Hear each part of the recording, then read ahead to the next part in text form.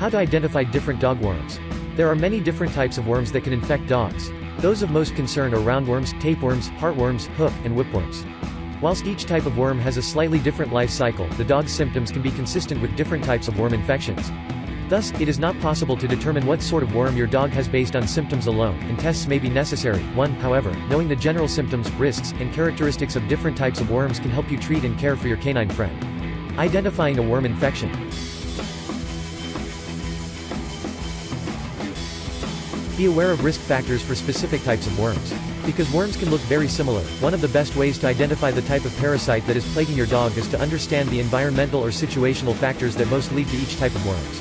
Roundworms are often passed to puppies from a roundworm-infested mother because the eggs and larvae cross the placenta to infect the puppy in the womb, and eggs are also excreted in the mother's milk. Puppies should be wormed as a matter of routine.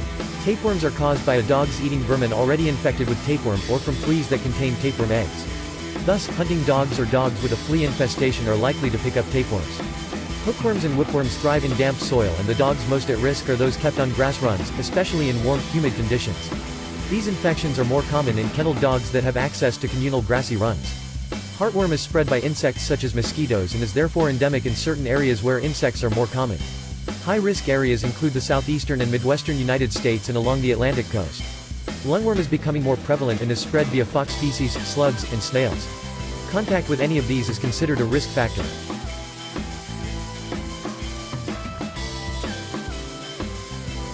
Watch for symptoms.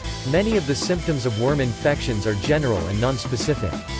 Thus, it is not possible to diagnose what sort of worms a dog may have based on symptoms alone.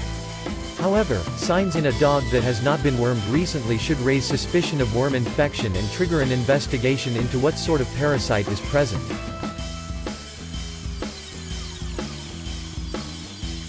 Look for worms in feces. Sometimes, even in an asymptomatic dog, you may see physical evidence of the worms in the dog's feces. If you are not completely confident in worm recognition, collect the worm in a screw-top container and take it to the vet clinic for identification. Collecting a worm is far more helpful to your vet than describing it, since most worms have similar physical appearances to the naked eye.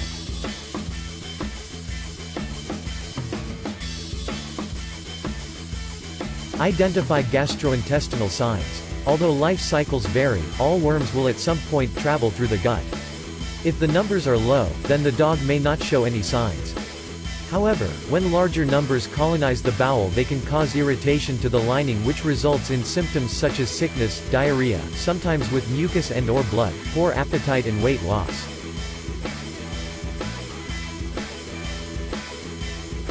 Collect a fecal sample. Worms either live in or transit through the gut, thus at certain stages in their life cycle evidence of infection is passed out in the dog's feces. In a heavy infestation you may see actual worms in the feces, but this is less common if mild infections. Instead, either eggs or larvae may be present in the feces, which is harder for the naked eye to spot.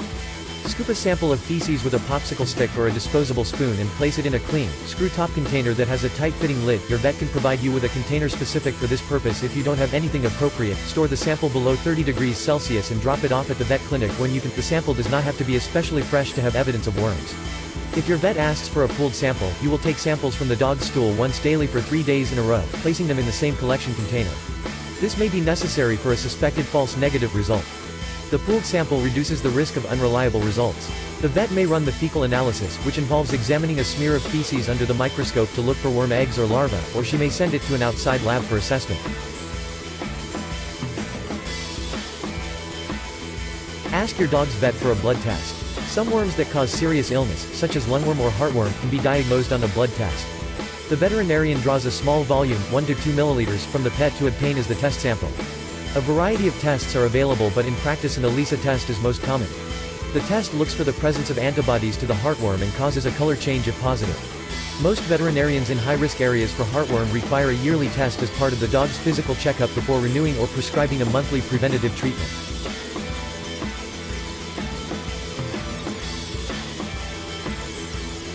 Avoid contact with feces and worms.